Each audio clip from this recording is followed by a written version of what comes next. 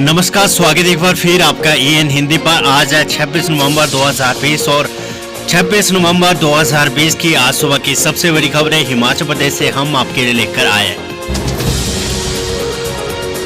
हिमाचल में कोरोना से 14 और लोगों की गई जान, 831 नए पॉजिटिव मामले। हिमाचल प्रदेश में बुधवार को कोरोना संक्रमण के चलते 14 और लोगों की मौत हो गई है। बुधवार को कोरोना से शिमला में 6, नेरचौक मेडिकल कॉलेज मंडी में 3, टांडा मेडिकल कॉलेज में 3, हमीरपुर के भोटा कोविड केयर सेंटर में 1 व कुल्लू में 1 कोरोना संक्रमित की मौत हो गई है। हिमाचल प्रदेश में बुधवार को कोरोना वायरस के 831 नए मामले सामने आए हैं। इनमें शिमला से 196, मंडी के 161, कांगड़ा के 139, सोलन के 104, कुल्लू के 99, बिलासपुर में 41, हमीरपुर के 37, चंबा के 29, सिरमौर के 12, ऊना के 12 व किन्नौर के 11 लोग शामिल हैं। प्रदेश में बुधवार को कुल 99 मरीज ठीक हुए। इनमें से कांगड़ा के 35, मंडी के 25, सोलन के 16, चंबा के 12, बिलासपुर के 5, सिरमौर व ऊना के 3 लोग शामिल हैं। राज्य में अब तक कोरोना के कुल मामलों का आंकड़ा 36,566 पहुंच गया है, जबकि एक्टिव केस 7,875 हो गए हैं। तो इसी के लिए आज का सवाल है आपके लिए, हिमाचल प्रदेश में कोरोना संक्रमण के मामले बढ़ने की वजह क्या है? अपनी राय आप हमें कमेंट बॉक्स में आप जरूर दीजिएगा। क्या लगता है आपको कि किस कारण से हिमाचल प्रदेश में कोरोना का संक्रमण लगातार बढ़ रहा है? तो जरूर आप हमें अपनी राय कमेंट बॉक्स में दीजिएगा। हिमाचल में कोरोना संक्रमण रोकने के लिए आउटसोर्स पर भरे जाएंगे 294 पद, मुख्यमंत्री जयराम ठाकुर। राज्य सरकार ने कोरोना संक्रमण को रोकने के लिए विभिन्न श्रेणियों के 294 पदों को आउटसोर्स पर भरने का निर्णय लिया है। मुख्यमंत्री जयराम ठाकुर ने अपने जम्मू दौरे के दौरान पठानकोट से स्वास्थ्य विभाग के अधिकारियों से वीडियो कॉन्फ्रेंस से बातचीत करते हुए निर्देश दिए। ये पद सभी राजकीय मेडिकल कॉलेजों, शिमला व धर्मशाला के जोनल अस्पतालों, नागरिक अस्पतालों, रोहडू व रामपुर में भरे जाएंगे। अस्थायी तौर पर ये पद 31 मार्च 2000 तक भरे जाएंगे। मुख्यमंत्री ने इस बारे में 3 दिनों के भीतर अनुपालना रिपोर्ट भी मांगी है। उन्होंने कहा कि 130 नर्सों, 75 लैब टेक्नीशियनों, 79 चतुर्थ श्रेणी और 10 डाटा एंट्री ऑपरेटर को अस्थायी तौर पर आउटसोर्स आधार पर भर्ती किया जाएगा। इनमें से 15 नर्सों, 15 लैब टेक्नीशियन, 15 चतुर्थ श्रेणी कर्मचारी और 1 डाटा एंट्री ऑपरेटर को IGMC शिमला में तैनात किया जाएगा। इसी प्रकार 15 नर्सों, 10 लैब टेक्नीशियन, 12 चतुर्थ श्रेणियों के कर्मचारी और 1 डाटा एंट्री ऑपरेटर को doctor Rajendra Prasad medical college Tanda तथा 15 नर्सों, 10 लैब टेक्नीशियन, 12 चतुर्थ श्रेणी के कर्मचारियों और 1 डाटा एंट्री ऑपरेटर को श्री लाल बहादुर शास्त्री राजकीय मेडिकल कॉलेज नेरचौक में भर्ती किया जाएगा।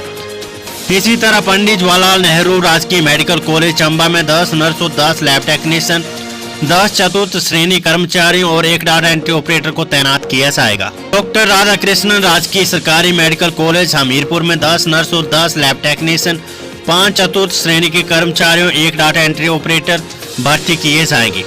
जबकि डॉक्टर YS परमार राजकीय मेडिकल कॉलेज नाहन में 10 नर्सों, 10 लैब टेक्नीशियन व 5 चतुर्थ श्रेणी के कर्मचारियों, 1 डाटा एंट्री ऑपरेटर की तैनाती की जाएगी। उन्होंने कहा कि 10 नर्सों व 5 लैब टेक्नीशियन, 5 चतुर्थ श्रेणी कर्मचारियों और 1 डाटा एंट्री ऑपरेटर को दीनदयाल उपाध्याय जोनल अस्पताल शिमला में, 10 नर्सों, 5 लैब टेक्नीशियन, 5 चतुर्थ श्रेणी कर्मचारी और 1 डाटा एंट्री ऑपरेटर को जोनल अस्पताल धर्मशाला तथा नागरिक अस्पताल खनेरी रामपुर बुसर में 10 नर्सों, 5 चतुर्थ श्रेणी कर्मचारी और 1 डाटा एंट्री ऑपरेटर को तैनात किया जाएगा। नागरिक अस्पताल रोहडू में 10 नर्सों, 5 चतुर्थ श्रेणी कर्मचारी और 1 डाटा एंट्री ऑपरेटर की भर्ती की जाएगी। इसके अलावा दीनदयाल उपाध्याय जोनल अस्पताल शिमला में Shri Lal Bahadur Shastri medical college Nerchowk, zonal अस्पताल धर्मशाला व चंबा मेडिकल कॉलेज में अस्थायी तौर पर 5 चिकित्सा अधिकारियों की तैनाती की। इन चिकित्सकों को उन विभिन्न स्थानों से स्थानांतरण किया गया जहां पर निर्धारित मापदंडों से अधिक संख्या में चिकित्सक तैनात थे। पांवटा से शुरू हुआ हिम सुरक्षा अभियान, ऊर्जा मंत्री सुखराम चौधरी ने की शुरुआत। 25 नवंबर से 27 दिसंबर तक चलने वाले हिम सुरक्षा अभियान का पांवटा साहिब से ऊर्जा मंत्री सुखराम चौधरी ने शुभारंभ किया है। इस दौरान आशा वर्कर, आंगनबाड़ी कार्यकर्ता और फीमेल हेल्थ वर्कर घर घर जाकर 4 बीमारियों TB, कोविड, लो प्रेशर और डायबिटीज, हाइपरटेंशन की जाँच करेगी। अभियान के तहत जिला में 612 टीमें घर घर जाकर लोगों के स्वास्थ्य की जाँच करेगी। इस मौके पर ऊर्जा मंत्री ने कहा कि पहले हम अपने आप, परिवार, पड़ोस और गांव को बचाएं। उन्होंने कहा शादियों में लोगों की संख्या बढ़ी, मास्क न लगाना वायरस के फैलने का बड़ा कारण हो गया। खबर HRTC से। HRTC हमीरपुर डिपो आज बाहरी राज्यों में नहीं भेजेगी एक भी बस। राष्ट्रव्यापी हड़ताल के चलते 2 दर्जन रूट किए बंद। दिल्ली, चंडीगढ़, होशियारपुर, लुधियाना रूटों पर नहीं चलेगी निगम की बसें। देश में राष्ट्रव्यापी हड़ताल के चलते राज्यों के बाहर चलने वाले सभी रूट तुरंत प्रभाव से गुरुवार को बंद कर दिए गए हैं। निगम के दिल्ली, चंडीगढ़, होशियारपुर, लुधियाना के करीब 1 दर्जन रूटों पर बसें नहीं चलेगी। बुधवार को भी दिल्ली के लिए सभी रूट बंद रहे। हमीरपुर डिपो की जो भी बसें दिल्ली में हैं उन्हें वहीं रहने के निर्देश दिए। विवेक लखनपाल, तकनीकी प्रबंधन, हिमाचल पथ परिवहन निगम, हमीरपुर। अरुणाचल में हिमाचल का सपूत वतन पर कुर्बान, चीन से क्रॉस ऑपरेशन में पाई शहादत। जिला सिरमौर के राजगढ़ क्षेत्र के गांव धारपंजेरा का 22 वर्षीय जवान अंचित शर्मा अरुणाचल में LAC पर शहीद हुआ। शहीद अंचित 21 टोगरा रेजिमेंट में तैनात था। शहीद का पार्थिव देह 2 दिन के बाद घर पहुंचने की उम्मीद है। कोरोना के 7 मामले आने के चलते प्रदेश स्कूल शिक्षा बोर्ड 2 दिन के लिए बंद। हिमाचल प्रदेश स्कूल शिक्षा बोर्ड में 7 कोरोना के मामले आने के बाद पूरे बोर्ड कार्यालय को 2 दिनों के लिए बंद कर दिया गया है। कोरोना के 7 मामले आने के बाद अब कार्यालय को शनिवार को खोला जाएगा। हिमाचल प्रदेश स्कूल शिक्षा बोर्ड के अध्यक्ष सुरेश कुमार सोनी ने पुष्टि की है। उन्होंने बताया कि इस दौरान पूरे कार्यालय को सैनिटाइज किया जाएगा तथा बोर्ड ऑफिस को शनिवार को खोला जाएगा।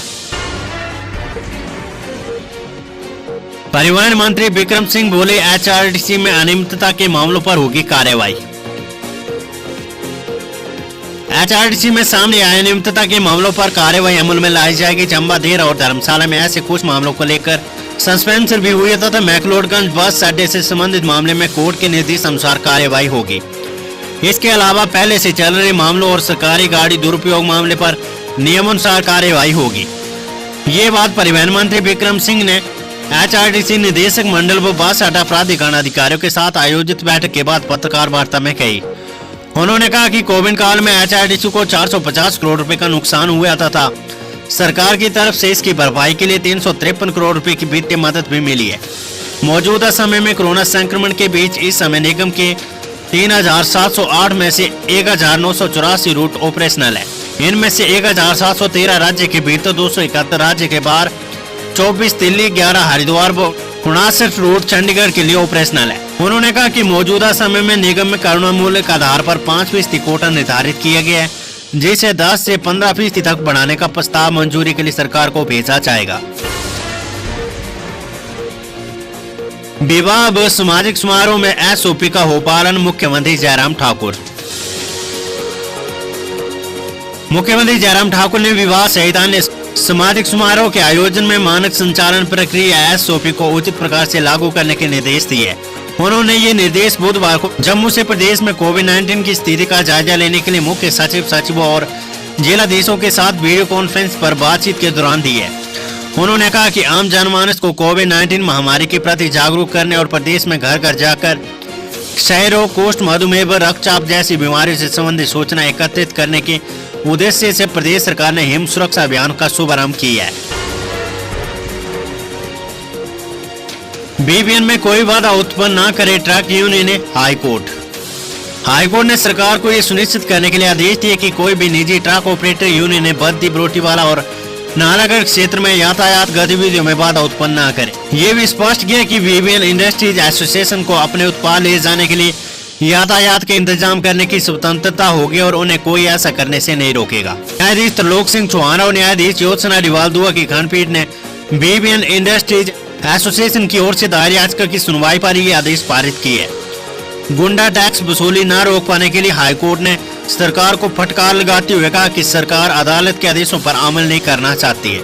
औद्योगिक क्षेत्र में कानून व्यवस्था पूरी तरह से फेल हो चुके संबंधित अधिकारियों को गुंडा टैक्स वसूली रोकने के आदेश जारी किए। उन पर अमल नहीं हो रहा है। मामले पर अगली सुनवाई 9 दिसंबर को होगी। कोरोना संक्रमण के केस बढ़े तो निजी अस्पतालों को नियंत्रण में ले सकती है सरकार। कोरोना संक्रमण के मामले बढ़ने पर सरकार निजी अस्पतालों को नियंत्रण में ले सकती है। ये संकेत जल शक्ति, बागवानी व राजस्व मंत्री महेंद्र सिंह ने बुधवार को मंडी में प्रेस वार्ता में दी है। उन्होंने कहा कि हॉटस्पॉट बने क्षेत्रों की खास निगरानी होगी। ऐसे क्षेत्रों में जल्द कुछ बड़े निजी अस्पतालों को सरकार नियंत्रण में ले सकती है। मंडी के सुंदरनगर, पंडो, सरकाघाट और जोगिंदर नगर में भी ज्यादा मामले बढ़े, यहाँ ऐसी संभावनाओं पर काम किया जाएगा।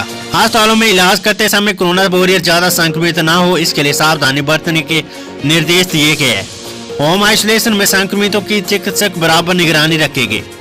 जरूरत के अनुसार रोगी को कोविड अस्पताल में शिफ्ट किया जाएगा। आज की सबसे बड़ी खबर, बिना मास्क घूमने पर हो सकती है 8 दिन की जेल, 5,000 रुपए का जुर्माना। आप बिना मास्क पहने वालों को 8 दिन के लिए जेल जाना पड़ सकते हैं। 5,000 रुपए तक जुर्माना अथवा दोनों सजाएं हो सकती है। पुलिस जिला बद्दी के तहत एसपी रोहित मालपानी ने हिमाचल प्रदेश पुलिस अधिनियम 2007 की धारा 111 के अंतर्गत अपनी शक्तियों का प्रयोग करते हुए आवश्यक आदेश तथा दिशा निर्देश जारी किए हैं।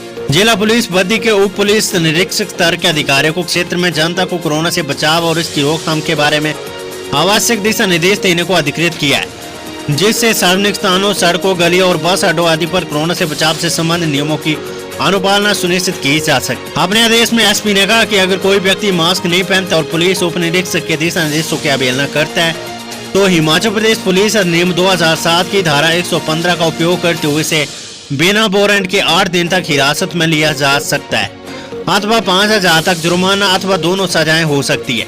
सरकार के नियमानुसार बिना मास्क 1,000 रुपए जुर्माना तथा सार्वजनिक कार्यक्रमों में निर्धारित संख्या से अधिक पाए जाने पर 5,000 रुपए तक जुर्माना देय होगा।